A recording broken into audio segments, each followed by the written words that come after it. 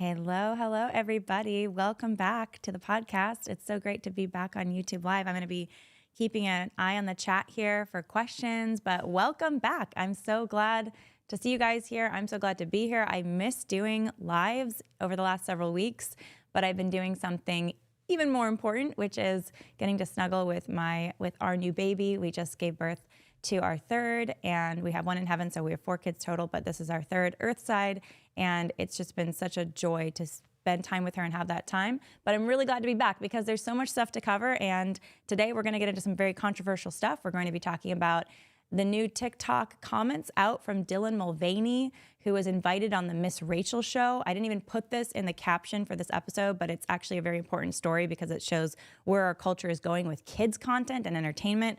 We're going to cover, yes, Harrison Butker, the NFL superstar who was very much in hot water recently for his comments and daring to talk about the role of women. So we're going to get into that. And we're going to get into some of the controversial comments from the Holy Father recently and the Christian view on gender roles. This is so controversial in today's society. I think some of that controversy is good. We should be wrestling to know how do we best live out our femininity and our masculinity today. But there's a lot of extremes on both sides. And so I'm going to be unpacking what is really the Christian position on these things. So lots to cover. We're going to go fast. But again, so excited to be here. If you've got questions, put it in the chat because that is where I will be paying attention and we will be getting to questions and do Q&A at the end of the episode. Also, if you are not already on our locals page, we're over 1,000 strong over in locals. We're growing the community there. I'm really excited because we have lots of things in store to actually start doing stuff over at locals. It's been a long time. We're going to start doing these special live streams to interact with locals members, subscribers over there. So check it out. There will be a link in the bio for that. And actually at the end of this episode, we're going to go over to do a locals exclusive segment for today. So go check it out. Don't miss that. All right, so today is May 30th. Today is the feast day, actually, of St. Joan of Arc. For those who might know of St. Joan of Arc, the little girl from France who ended up leading the army to liberate France. She's also my confirmation saint, someone that I really value. I'm going to bring her up because it's her feast day, but also because it has a lot to do with my new daughter. So a lot of people have been asking me, how has postpartum been? How have you been doing over the last few weeks? Thankfully, thanks be to God, it's been actually pretty easy. We've had a really smooth go of it. Number 3, they say the births get easier. My first labor was 24 hours with my first son. My second labor with my second was 12 hours. This one was only 6 hours, so we're cutting them in half. And I will share, we're not sharing this a lot on social media, but we did name our daughter Genevieve. And it's very special for today because it's the feast day of St. Joan of Arc. And Saint Genevieve is the patron of Paris, France, who through her prayer for the city protected it. This is back in I think the 4th or the 5th century, protected it from the barbarians who were rushing through Europe and taking over and pillaging and taking over cities. So Paris was actually protected from the barbarians from invading and pillaging the city because of the prayers of this young woman named Saint Genevieve, who would later, hundreds of years later, inspire St. Joan of Arc. So anyways, naming my daughter Genevieve when I love St. Joan of Arc was very special. And it's very cool to look at these women. We're talking about women and gender roles today. These women who took on these leadership positions historically, not in any way to put down men or to compete with men, but to ultimately to stand up for what is right and good and true. And St. Genevieve did that by getting the whole city of Paris to pray and fast to protect itself from the roaming barbarians from pillaging the city. So it's very, very cool to see, even in the history of Christianity, the role of women and men, we're already getting into this, who stood up to follow God's leading and the Holy Spirit's prompting to ultimately serve other people. And that's not something that just men do or just women do. And you don't just do it as a mother or as a father, but you do it in a spiritual way beyond biological mothering or fathering. You do it in a spiritual way to protect and care for your community. So that's what St. Genevieve did, which I love. But yeah, advice for people were asking me, what's your advice for postpartum? We actually did some content on this, some episodes. I did a conversation with Emily Wilson on this recently, who's a great friend of mine and YouTuber. We talked to Allie Beth Stuckey about her postpartum. Check out those episodes. We get into a lot of stuff there. But I think the foundational thing about postpartum that I can say, and this is for both men and women who either know people who have babies or are having babies, they're together having babies in their family, it takes a community. It really does. So if you know somebody who is preparing to give birth, if you are somebody who's preparing to give birth, community is so key. And some of us are blessed to have family close by, but I think making and finding friends that you can pour into so that they can be there for you and you can be there for them in the beautiful project of raising kids. I've been so blessed by people coming over to my home. People brought us meals. My mother coming in. My sister's going to be coming to visit. My husband obviously being so engaged and so involved in our home and with our kids. I could not be a mother alone. We're not meant to do this alone. So I think the lesson of postpartum is we're not meant to do it alone. And I think so many people are alienated with having kids, and they're feeling so alienated. Unfortunately, a lot of broken families, broken communities. And I think it's so key that each of us are part of the solution by going out of our way to be there for our friends and make new friends in our community, not just like an online community, right?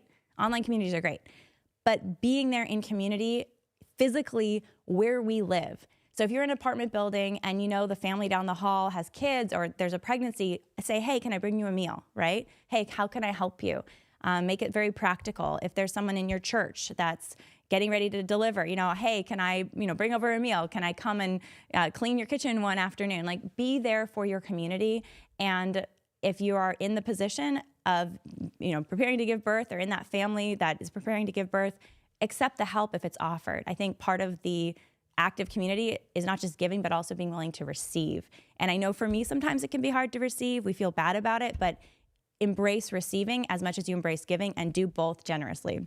So those are some thoughts on postpartum, but I'm really excited to get into the controversies of gender roles in the church. Before that, though, I need to thank our sponsor, Good Ranchers. There's something very cool coming up because in 2 weeks, it's Father's Day.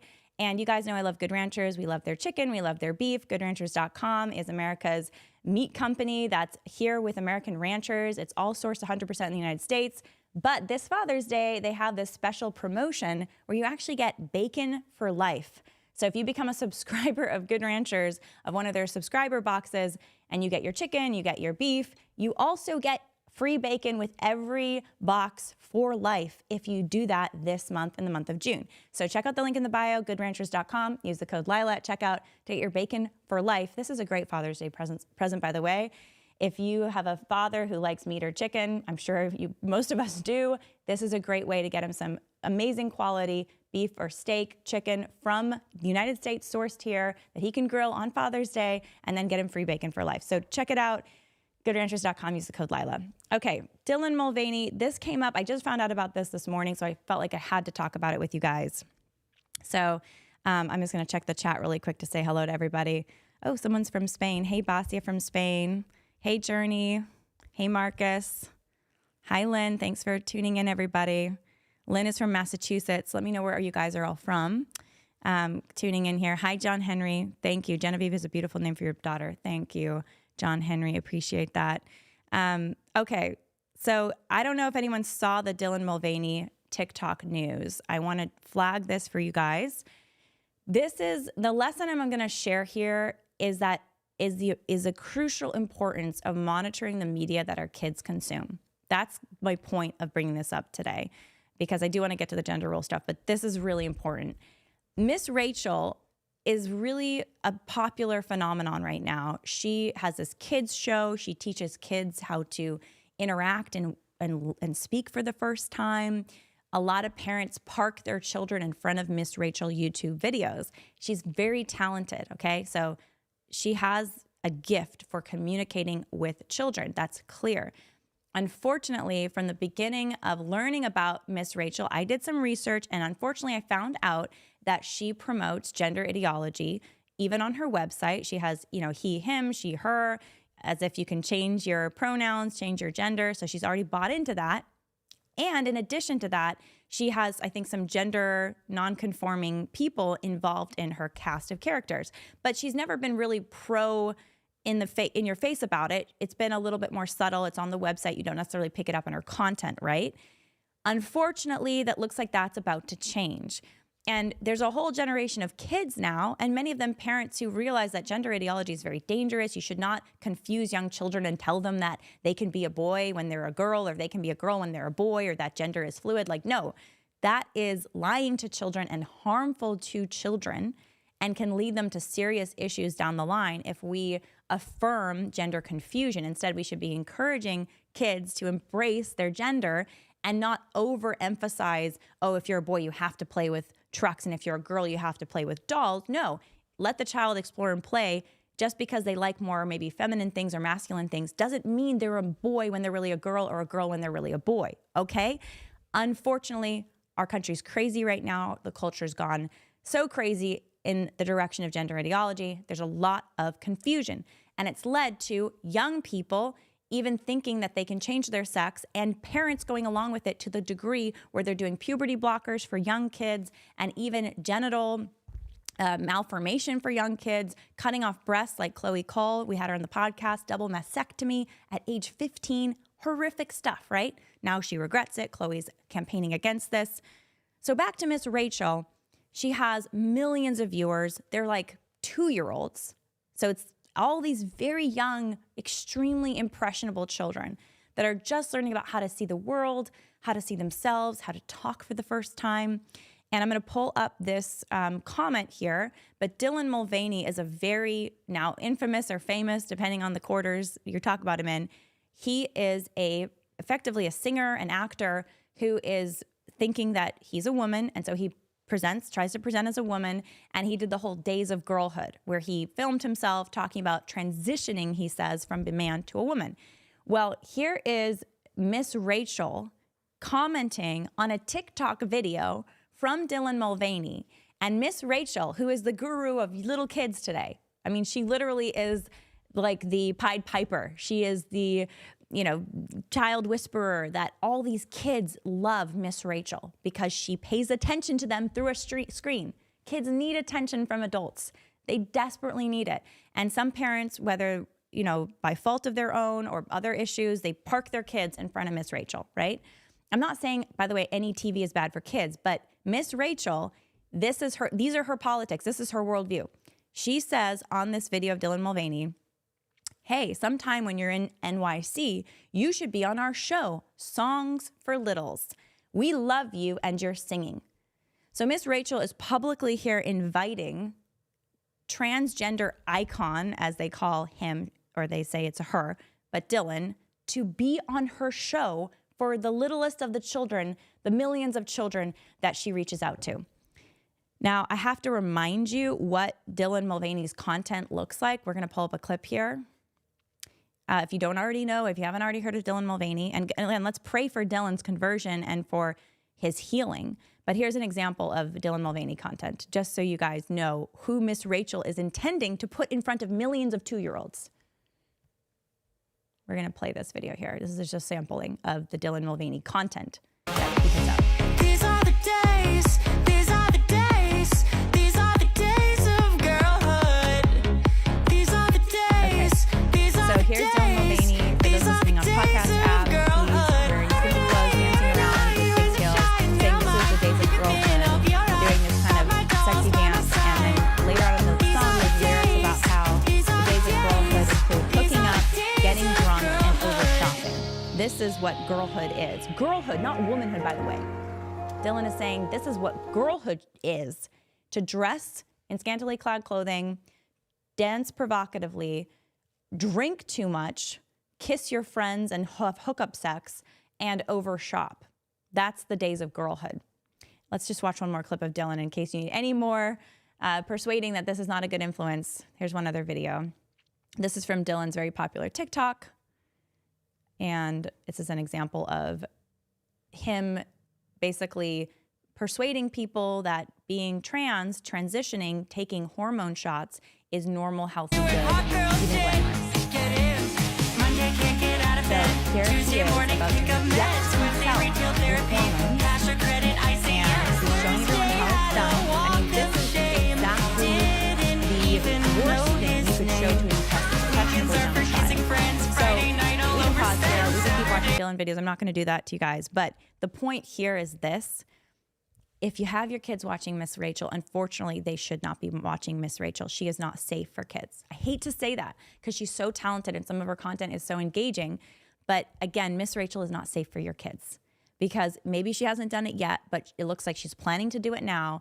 Invite people who are trans ideology activist, truly an activist. Dylan Mulvaney is an activist who's promoting not just danger genderist ideology to kids, but who's bashing girlhood, quite frankly, and promoting promiscuity and addiction as somehow the days of girlhood to very young children. And that's who Miss Rachel wants to put in front of your children.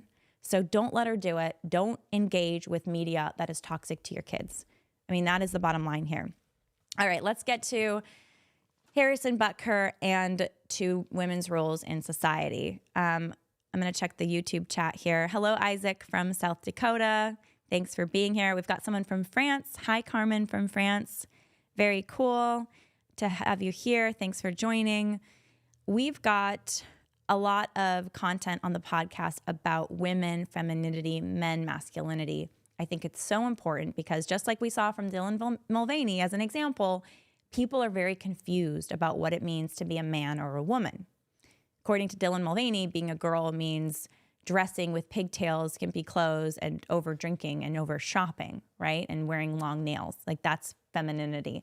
And according to some in our culture, masculinity, like the extreme Andrew Tate version of it, is this machismo where you're non-monogamous, you don't settle down, you are a playboy, you just get really rich and powerful, right? So there are these extremes.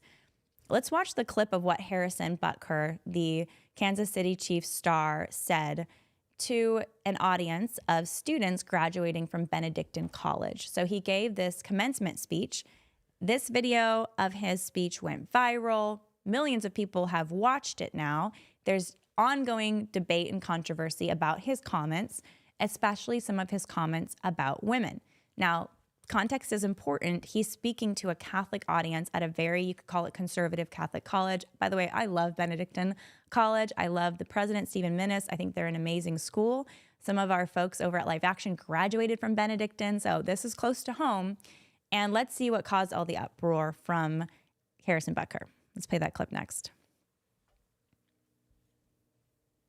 And the world is enlightened by your example. For the ladies present today, congratulations on an amazing accomplishment. You should be proud of all that you have achieved to this point in your young lives. I want to speak directly to you briefly because I think it is you, the women, who have had the most diabolical lies told to you. How many of you are sitting here now, about to cross this stage, and are thinking about all the promotions and titles you are going to get in your career? Some of you may go on to lead successful careers in the world, but I would venture to guess that the majority of you are most excited about your marriage and the children you will bring into this world. I can tell you that my beautiful wife, Isabel, would be the first to say that. I think already there was some ire over this comment about you're sitting there not necessarily thinking about your careers and your promotions, but about being a wife and a mother, about your future family. And I can tell you with confidence, that's completely true. Yes, the majority of Benedictine young women who are graduating, and in most Catholic colleges, and in fact, many colleges, period, yes, they are thinking about their future family and the family that they want more than they're thinking about their career. Now, many are thinking about their career, and that's not a problem. I mean, Harrison Butker never says that's a problem, actually, in his speech. That's one of the things he doesn't say. He never says it's a problem for a woman to want or have a career. He does not say that. Let's see what he does say next. Her life truly started when she began living her vocation as a wife and as a mother. I'm on this stage today and able to be the man I am because I have a wife who leans into her vocation. I'm beyond blessed with the many talents God has given me, but it cannot be overstated that all of my success is made possible because a girl I met in band class back in middle school would convert to the faith, become my wife, and embrace one of the most important titles of all, homemaker. All right, we can pause it here. There's a big uproarious applause for Harrison after he says that. There was an event last weekend that Harrison spoke at, the first public event since he gave this commencement speech a couple weeks ago, and he doubled down on his statements because he got a lot of blowback. He had a lot of folks just lambasting him for how dare he demean women, put women down, say that women should just be homemakers. Even the sisters, I think the Benedictine sisters who are associated with Benedictine College, issued a statement saying that this is not the case for all women. We do not agree with Harrison Butker's statements. Some women are not called to be homemakers or even biological mothers. They're called to be sisters or religious, consecrated celibates. So there's that statement. So he was even getting some friendly fire. I want to just note something that's so important. He did not say, Harrison Butker did not say in this speech that all women believe that their life started when they became a wife and a mother, or that all women should be wives and mothers, or that no woman should have a career. He never said any of that. What he did say was that for his wife, Isabel, she felt that her life started when she became a wife and a mother, and that he is so eternally grateful to her for embracing one of the most important vocations, he said, which is being a homemaker. Now, I want to break down a couple things here that I think are so important, because I think really there was a ton of misunderstanding about this. And right now the chat's going about it. Bobby says, people are mad because he said 90% of what people are thinking but are afraid to say. Bingo. I think many people deep down, we know that many women, they want to be wife and mothers more than a career. And in addition to that, many women, including myself, feel that in many ways, life did begin for me in a new way with my vocation of being a wife and a mother. And that my vocation that I'm living, and I'm very privileged to live, is more important, my vocation of being a wife and a mother, than even doing this awesome podcast I get to do right now. It's more important than my work at Live Action. It's more important than any creative work or missionary work I do outside my home. My primary vocation is to be a wife and a mother. It is to safeguard and to love my husband and my children, and to nurture and nourish and be there for them. That is my primary vocation. That is my primary way I can love God, is by loving my family. Now, Harrison Butker did not say that if you're a young woman and you're not married yet, you are not valuable, you're not important. He didn't say your life hasn't begun if you are a young woman who's not married yet, or you're a young woman who doesn't even want to get married or may never marry, or an older woman who is not married. He didn't say any of that. I can understand why people listening to that speech might feel offended because they feel like they were left out. He didn't address the role of consecrated religious. He didn't address the role of single women who never marry and the way they can provide and support in society. He didn't address the role of women who, unlike his wife Isabel, are homemakers and also work outside the home. Myself is included in that group, by the way. He didn't talk about those folks, but did he have to? I understand that people would say, well, it was a commencement speech. He's kind of sharing these examples like his wife. He should know that people would feel left out. Maybe I can kind of see the argument that maybe he could have said more about their other roles too. But I think he was trying to show appreciation for his wife and for the women who choose that path of focusing almost exclusively their attention on their home and on their community. There's something very beautiful about that and very good. I mean, it's something that's good. It's not for everyone. Every woman has a different call. Every man has a different call for how they'll live out their individual talents and where God may be prompting them in their life. But I do think our society undervalues the role of homemaking at large. And I know this from personal experience because I went to UCLA. I have a lot of girlfriends. They went to college. They got higher degrees. One of my best friends, she got 2 masters, a PhD, another friend of mine, a doctor. And society's telling them, go girl, you got this. We need more women in STEM. We need more women in the boardroom. You know, Sheryl Sandberg is writing Lean In, and she's saying women should be 50% at minimum on, at the CEO level, at the executive level, at the C-suite. Well, here's the reality. Why? Why do we have to be everywhere exactly where men are? What if we don't want to be? What if we prefer to choose to invest elsewhere? And what if it is actually better for many women to choose to embrace their natural role of being a mother, and for us to acknowledge that being a mother is different from being a father? And as a mother, especially of young children, you can't and you shouldn't be pursuing that 60-hour work week where you're off in a corporate office somewhere in a high rise. You should be close to your kids, caring for your kids. You should be there for your kids as best you can. And that's why I love the flexibility of a lot of remote work today. I mean, I'm blessed to work remotely most of the time. The flexibility of arrangements where work does not, the tail of the dog is not being wagged by the work, but that you choose to organize the work to ultimately serve the family. I think that's the ideal that we can pursue, and I think employers should want for their families as well, especially women who are working. So again, Harrison Butker did not disparage anyone. He merely uplifted his wife and this role that she has, which is beautiful. There's no church teaching that says women have to have the life Isabel Butker has. And she has, I'm sure, a very beautiful life. She's married to a superstar football player. You know, she's got tons of resources, I'm sure. But no one is saying that you have to do it their way. But what Harrison Butker is saying is this is a beautiful way that we have found such beauty and meaning in, and that society often doesn't embrace or accept. A couple more things here that are important to note. In the Christian teaching on gender roles, it's very clear that there is equal dignity of both men and women according to God. God created men and women, he created them equal, and he created them both in his own image. So Genesis 1:27 says, so God created man in his own image, in the image of God, he created them, male and female, he created them.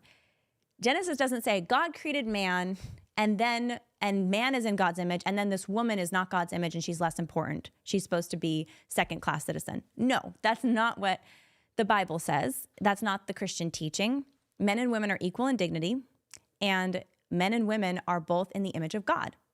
So as Christians, we can know that any conversation about gender roles and how you should live out your gender role in a society has to come from the foundation of equal and shared dignity, both made in the image of God. Not just men are made in the image of God, women are equally made in the image of God. That's so important for us to acknowledge. A second thing that I think it's so important for us to acknowledge is that all men and all women, if not called to biological fatherhood and motherhood, are called in the maturity that they are meant to ultimately live out, motherhood and fatherhood spiritually. What does that mean? Mothers and fathers are able to then give back to the next generation, right? That's what they do. They mother, they father, they lead, they guide, they nourish, they bring life into the world. If you're not doing that as an adult physically in bringing kids into the world, you're married, that's your call, that's your blessing. You should, as an adult, I believe, be doing that in other ways spiritually. That's what priests do, right? They're called fathers. They're spiritual fathers. Mothers, nuns, like Mother Angelica was a spiritual mother. Even if you're not a religious, you're a single, right? Or you're a married couple that can't have children naturally, right?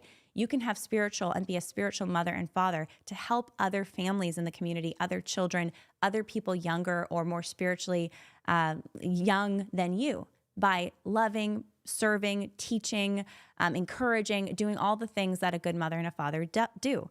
That's our job. Someone nourished us growing up. Someone helped us achieve whatever maturity we have today. We should give that back, okay? And there's beauty and honor in that. So any career you choose, any passion you have to achieve something should be ordered towards service of others, towards ultimately a mothering and a fathering, a giving back to the next generation and to others. That's ultimately why we're given our talents as Christians, is to build the kingdom of God and to maximize the gifts that we have in and outside the home to serve others, to build the kingdom of God. The last thing I'm going to say about this and Harrison Butker's comments is that, yes, being a homemaker is not a dirty word, first of all, and that women do play different roles in society. That, yes, naturally, many women are more interested in, and that's okay, and more capable of, and that's okay, the work of homemaking. Now, this is very controversial because some men are better at a lot of homemaking activities than some women. And in some Catholic or Christian marriages, the man may be doing more around the home and more with a lot of the children, especially if they're older children, than the woman may be doing. There are some arrangements which are still Christian arrangements where the woman maybe is more of the breadwinner and the man is more involved in the domestic activity of the home. This is not a right or a wrong, but what is right or wrong is either spouse rejecting care for the home, care for the children, and what is right or wrong is a mother or a father, if they have children, rejecting being a mother or a father.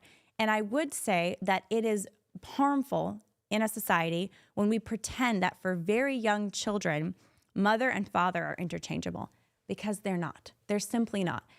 I shouldn't have to persuade you of this, because the reality is women alone get pregnant, women alone gestate the child, women alone can nurse that child, and very young children need their mothers in a special way, more than anyone else. They still need their dads, they still need other people involved, but they need their mothers more than anyone else.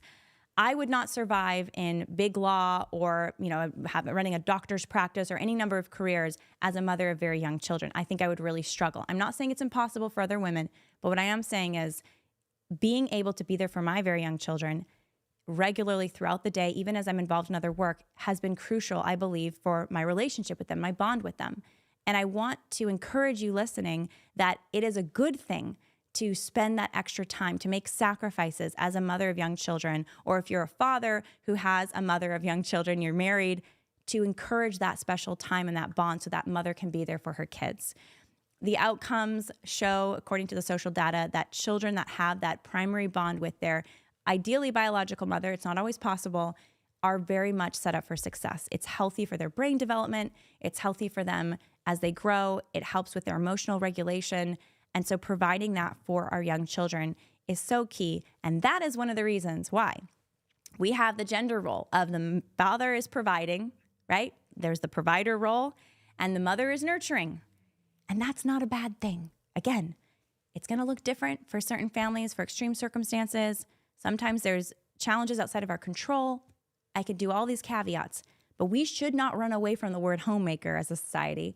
And we should not think that it's a dirty word. And we should celebrate that within the home, there are natural roles that have evolved, that take place, that have to do with a mother mothering and a father fathering, and how they help each other do that incredibly important work.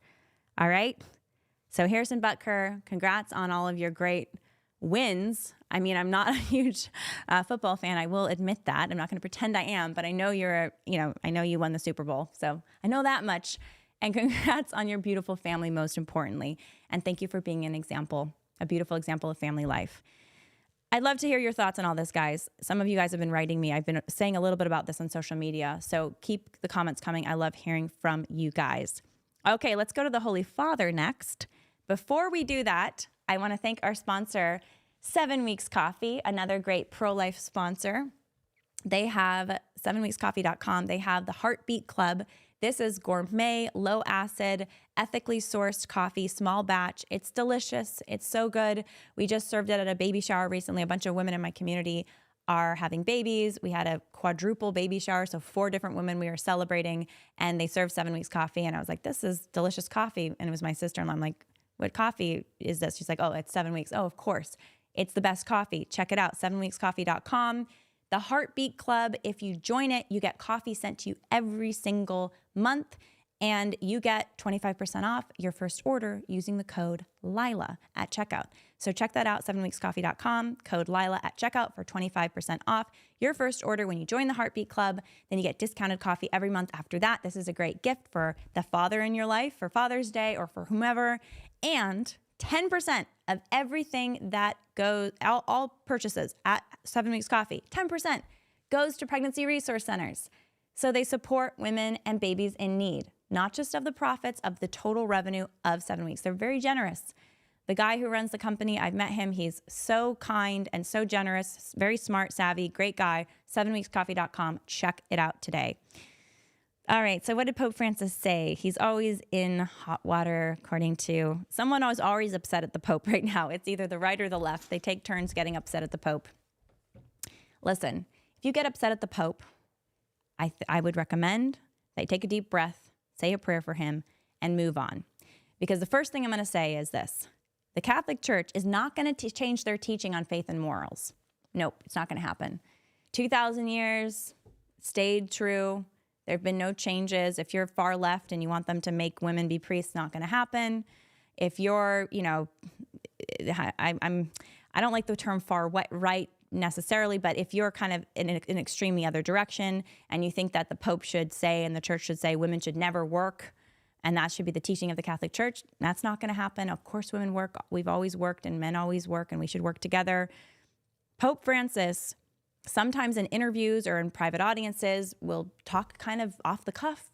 He may say things that sound surprising to people on the left or the right, but unless he is talking from the seat of Peter, ex cathedra, in his official capacity as the Pope, in the infallible capacity as Pope for the whole of Christendom on the matters of faith and morals, then what he says to a journalist on an airplane is not church teaching. I think it's really important. I know it can be confusing, and I'm not saying it's not a problem that it's confusing, but there's a particular way that the Pope delivers infallible messages to the church that are the church's official teaching, as they have been for 2,000 years. And that's if he's giving a decree from the seat of Peter, there's a formality to it, to all of Christendom, and it has to be on the matter of faith or morals. So let's just say that first. But what did he say? So this was a 60 minutes interview, and he was asked about the priesthood and the diaconate for women.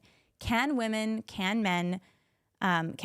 be priests or deacons? Why is it just for men? And why has it been that way? There is a movement within the church, or outside of the church. There are some people who say they're Catholics, who I think are sincerely trying to be Catholics, who really want women to be priests. That does exist in the church. And it certainly exists outside the church. People say, well, why do just men get this? It's not fair, etc. What did Pope Francis say? Let's take a listen. For a little girl growing up Catholic today, will she ever have the opportunity to be a deacon and participate as a clergy member in the church? No. For a little girl Let's just watch it one more time.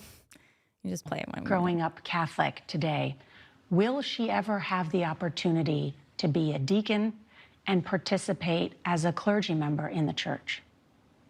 No. No. For a Okay. We could put that on a loop. No. That's it. No.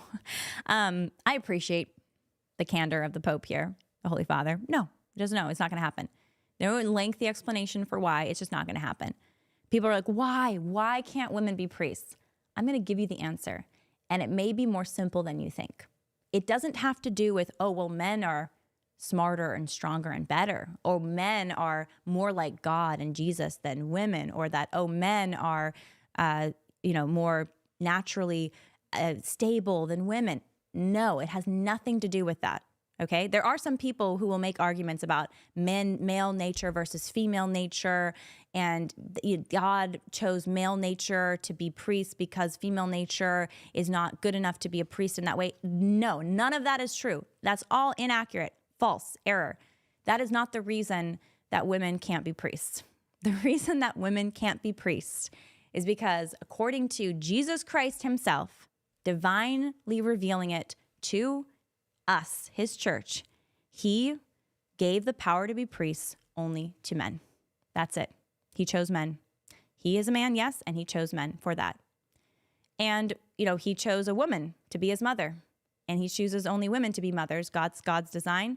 God chose Bethlehem to be where he was born. Does that mean Bethlehem is the only most special place in the world, that no other city or town is important or as valuable? No. God chooses bread and wine to be his body and blood. And that's what he instituted when he instituted both the priesthood and the Eucharist. He gave him, he's sitting down instituting the priesthood, telling them about how to do consecration as priests, and showing them what it means to be a priest. And that whole practice of his discipling his apostles was teaching them the priesthood. But ultimately, he chose bread and wine. Why? Is there some reason that logically bread and wine works best for communion? God chose that. God chose it. And sometimes with divine revelation, we can't reason or rationalize our way to the same conclusion, right? The Trinity, reasoning and rationalizing our way to the conclusion of why God is three persons in one person, or one Godhead, why that is the case. In some sense, in the human logic, we can't understand it, right? But it's divinely given to us as revelation, and so we can accept it divinely as revelation. So that's why the Pope is like, no, Jesus instituted it this way. It's been this way for 2,000 years. It will always be this way. Why? Because Jesus said so. There you go. I hope that's enough for the Christians listening. It should be enough for the Christians listening. And if you're not a Christian and you're like, I still don't like that, I don't buy that, okay, you don't have to. You're choosing not to follow Jesus Christ. That's okay. I mean, I would say it's not okay. You should follow Jesus Christ. Your life will be eternally better because of it, and you need Jesus. But Jesus is not forcing you to believe in him or in his teachings, including his teaching on the priesthood. You can defy it and say, I don't believe it, but that's what Jesus taught, and that's what we obey, okay?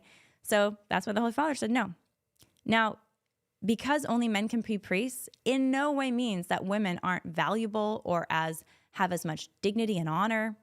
Zero. The man's beautiful vocation of being able to be a father, a priest, does not take away from a woman's beautiful vocation to be a mother or to be a sister, a religious sister or a religious mother or a nun, or to be a biological mother or a spiritual mother. Someone else's beautiful vocation doesn't mean that your vocation isn't beautiful or your life and your calling isn't beautiful. So I think that a lot of the whole clutching at, well, why can't women be priests? And, it comes from a deep insecurity, quite frankly, that somehow it's not good enough for us to not be priests as women, that we have to be priests. We have to do everything that men do. No, you don't. Men don't give birth. There's a lot of things men can't do that we do. And why is it? Does that mean men aren't as good as us? No, of course not. It just means that we're different. And I think that's beautiful. And that's part of God's design. And we should embrace it. And we should not wrestle against it. We should just embrace it. So there's some other stuff that Pope Francis said as well, beyond no, women can't be priests. We're going to actually talk about some of that over at the Locals page. We're going to be streaming on Locals here shortly. I think there's a link in the bio for it.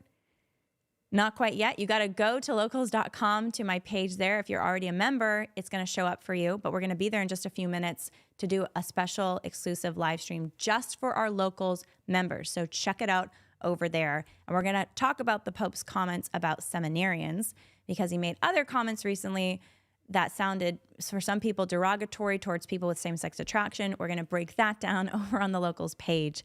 I'm going to go back to the chat over here. If you have any questions, put them in here. Thanks so much for all the comments, everybody. Zach is saying, I'm a Christ follower, husband, father, and pastor in that order. That's awesome. Great order right there, by the way. Thank you, Zach. He says, men can also value their calling as husbands and fathers over their professional calling. Keep up the good work. Really love that. I really love that Zach brought this up because, thank you, Zach, because Harrison Butker actually said that in the commencement speech, that he actually thanked his wife. We didn't play this clip, but he thanked his wife for helping him always choose ultimately his role as husband and father over his career. And I thought that was so beautiful because he has an extremely demanding career being in the NFL. And, there was the whole Tom Brady controversy about Tom Brady and his wife, Giselle, who was saying that she didn't want to be with him because she was prioritizing his career over her. And, there was unfortunately a divorce from that. And it's very beautiful that Harrison publicly is saying, my first priority is my wife and my children. I love that. So thank you for that comment, Zach. Some other comments here. Lynn Burrows, it's not logic, it's faith. Yeah, talking about why only men can be priests. Exactly. It's not like there's some logical explanation why men can be priests because they're somehow better at being priests in this XYZ way. No, it's just faith. It's a matter of faith. This is what God gave us. This is what God's teaching is, Jesus' teaching is on this. We are going to be over at Locals shortly, but I want to also pull up a couple questions here. I'm going to also thank our last sponsor, which is Every Life. I love all of these pro-life brands. I'm so grateful for them. EveryLife.com is America's pro-life diaper company. We've talked a lot about postpartum on this show and mothers. If you know a mother who has young children in diapers or a father of young children in diapers, what are you waiting for? Get them an Every Life subscription or send them a package of Every Life diapers. This is a great best-in-class diaper. I mean, the quality is better than Huggies and Pampers. I know, I've tried them. These are not going to leak for you. The quality of the products, the quality of the product is so high. It's great and ethically sourced. And 10% of the for Every Life, they've actually been donating to Live Action. They've been donating to other pro-life organizations. So check out everylife.com. You can get 10% off your order using the code Lila at checkout. So that's everylife.com, and you can use the code Lila for 10% off your order. I want to address a couple other quick things before we wrap here.